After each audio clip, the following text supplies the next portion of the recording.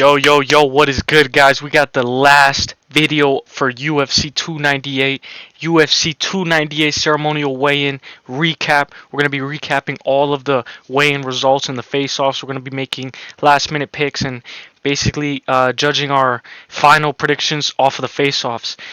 We got the first fight of the night. We got Andrea Lee versus Miranda Maverick. Two lovely ladies. I think this fight goes over 2.5. You watch the face-off. As real as it gets. This card is stacked from top to bottom. I think Miranda Maverick takes it, but if you guys want to put it over 2.5, we got a yacht right there too, so you know we're looking good. Next face-off, we got at 7:27. I wrote this down in my notes. Hang on, just to avoid copyright. We got Oban Elliott versus Val Woodburn. I think this fight is going to end within a vicious knockout. Let's hope, Val Woodburn's coming down from 185 to 170. He looks at the face-off. He looks pretty small considering he's coming down from 185 middleweight. He's still small in welterweight.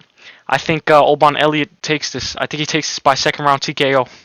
Josh Quinlan versus Danny Barlow. 8:56. Hang on. I got this right now. Josh Quinlan's making his UFC debut. I think he gets knocked out. Oh no, Danny Barlow's making his UFC debut as well. Danny Barlow, we know that they have a 30% clip of winning every time it's a UFC debut. I got Danny Barlow by knockout too. I'm just gonna say TKO third round, but this can end within the first. Next face-off, 10-19. Let's go. Let's get it. 10-19. 10-19. Yes, sir. We got Zhang versus Brenson Ribeiro. If you guys like underdogs, Brenson Ribeiro's a good one, but this is a pick'em, basically minus 145 to like plus 105. Anybody, it's plus money if you got the underdog, Brenson Ribeiro. But my prediction, I'm taking Zhang, taking this guy right here. I'm taking Zhang, and I'm taking by first round KO. But somebody's getting knocked out in the first round. We're gonna have a lot of finishes on this card. This card is fucking stacked. Now we got the next face-off at 12:08. Let's get it. 12:08. Let's get it. Let's get it. Let's get it. You know this fight is going to be insane. Japanese prospect, Rinian Nakamura versus Carlos Vera. This fight is stacked. Look at this guy's fucking physique, bro. From top to bottom, bro. This guy's fucking ripped as hell. Bro, this guy's going to absolutely wash through this guy. I think this guy maybe finds a TKO or maybe a submission. I think he wins by decision, though. I'm going Rinian Nakamura by decision. Maybe he's going to get a finish, but it's plus money for decision. Let's go. Carlos Vera making his debut, and they're feeding him straight to the wolves. Do not bet Carlos Vera. Do not bet Carlos Vera. That guy's definitely going to fucking lose. Sorry about that. Junior Tafa.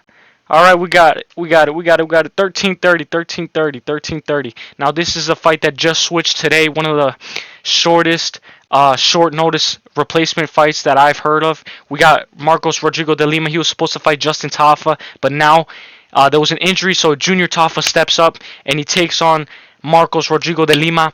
I think Marcos Rodrigo de Lima is more likely to win, considering that this is a one-day replacement. I think he subs him in the first round. Let's go Marcos Rodrigo de Lima by submission first round over Junior Tafa. Junior Tafa weighed in at 240. This guy's weighing in at 261. If we look at the face-off, there is a big discrepancy in weight, and I think that's going to play a big factor in when it gets to the ground. I think Marcos Rodrigo de Lima is going to take him down. But if you guys like props, you can never go wrong with a Junior Tafa knockout. The Tafa brothers are always KO kings. They always step up. They always step up and they're always down to fight. I love the Tafa brothers. We got Mackenzie Dern versus Amanda Lemos. This is one of those fights where it's one of the closest odds on the card. We got this beautiful, lady, Mackenzie Dern. She's bad as hell. Let's see her face off.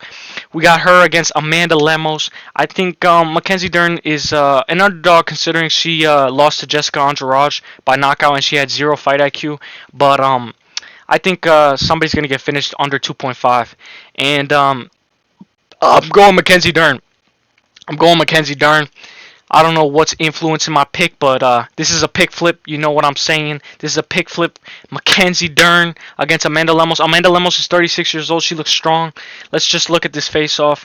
When we look at this, we think of like we think of how this fight can play out on the ground, and honestly, I just can't wait to see the ground, exchanges.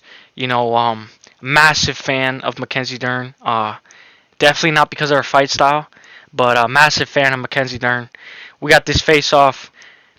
Honestly, I'm not betting on this fight, but I'm gonna go Mackenzie Dern, and I think Mackenzie Dern subs her. I don't know why, but I think Mackenzie Dern comes out with a submission or Amanda Lemos knocks her out. No ifs and buts about it. Now, on to the main card. On to the main card. We got my most anticipated fight of this week. The fight that I will be looking at. The fight that I cannot wait for. It's Roman Kopylov versus Anthony Fluffy Hernandez. We look at these two guys face off. Anthony Fluffy Hernandez is a little bit smaller, but like I said, this guy can shoot for days. This guy, let's just watch it one more time. Roman Kopylov, he's an underdog at plus 180. If you guys like him, he has great takedown defense, 90% takedown defense, but he's never versed a real grappler like Anthony Fluffy Hernandez. Anthony Fluffy Hernandez can consistently shoot, and it doesn't matter if he gets tired. The only thing is, Roman Kopylov has great body kicks, great head kicks. He's more of a striker, and fundamentally, if this fight doesn't get to the ground, Anthony Fluffy Hernandez is going to be in trouble. But I'm going Anthony Fluffy Hernandez, third round submission, third round finish. Let's go Anthony Fluffy Hernandez, the guy with the tattoos. Even though I would consider, Roman Kopylov fluffy too because of his hair. He has that curly hair. Next fight of the card. Next fight. Let's go. Ian Gary versus Hands of Steel Neal. These are my back-to-back most anticipated fights. Ian Gary and Roman Kopylov. Bro, this fight right here is going to be a banger, bro.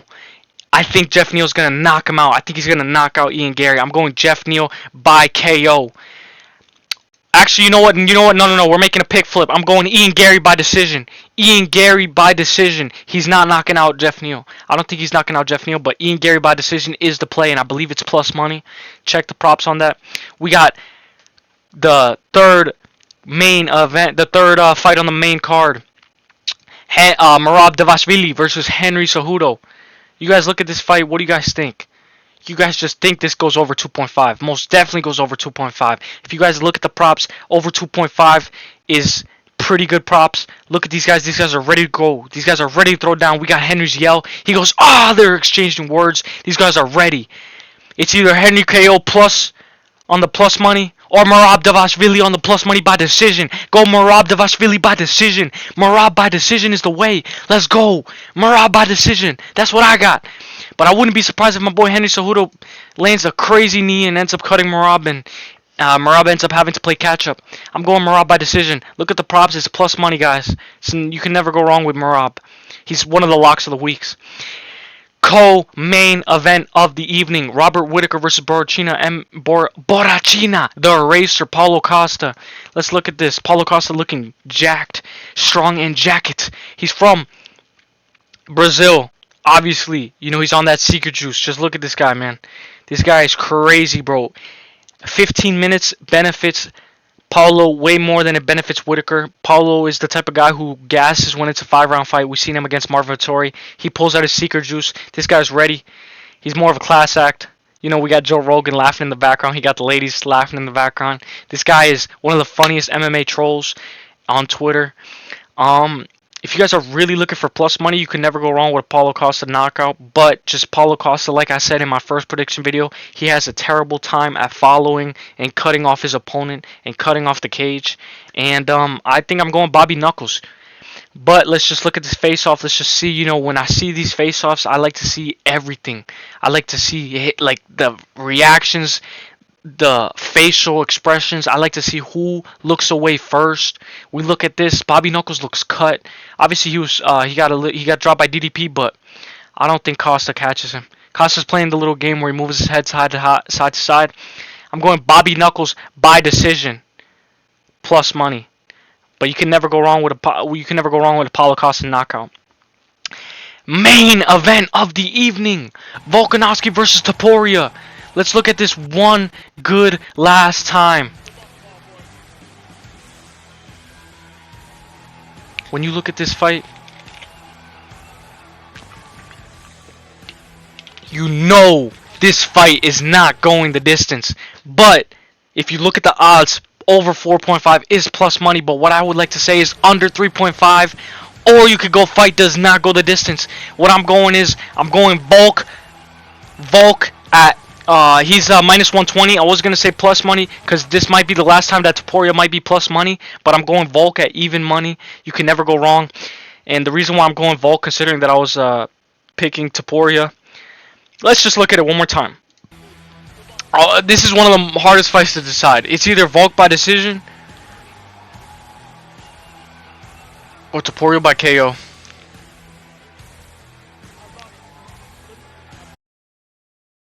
Honestly, guys, my final predictions. This is the final main event. You can literally flip a quarter on this. I'm going. Let me just see it one more time. I have no idea. Bro, I've watched so much footage on both of these guys. I explained the clinch exchanges. I explained how Volk is more superior in the clinch and there's a big gap. I'm going Volkanovski, and I'm going Volkanovski by KO. I think Volkanovski gets this done, and the reason why I'm going Volkanovski is because he's undefeated at featherweight, and until he shows me that he's not capable of competing at featherweight, then I'm taking Volk at even money. You can never go wrong with Volkanovski at even money. One of the most solid, greatest featherweights of all time. I made the pick flip. I'm going Volkanovski by decision. No. Volkanovski by KO. But what's more likely to happen is Volkanovski by decision. But we're playing things a little risky. I'm going Volkanovski by KO. And I think this goes under 3.5. Under 3.5, guys. Let's go, guys. If you guys enjoyed this video, guys, drop a fucking like. Guys, God bless you guys all. I hope you guys enjoy the fights tomorrow. Leave a comment on what you guys think. And if you guys like the pick flips and the weigh-in recaps. Or if you guys like videos where I do breakdowns on why Volkanovski's clinch game is superior. You know, I saw that video was doing really good in views. And, you know, I might do another video like that next week, considering the Brandon Royval and the Brandon Moreno fight is going to be another fight night in UFC Mexico.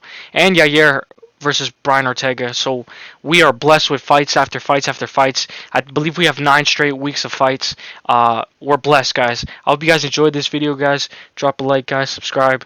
You know what to do, guys. Enjoy the fights tomorrow, guys. Take care, guys. The best is blessed, baby. Let's go.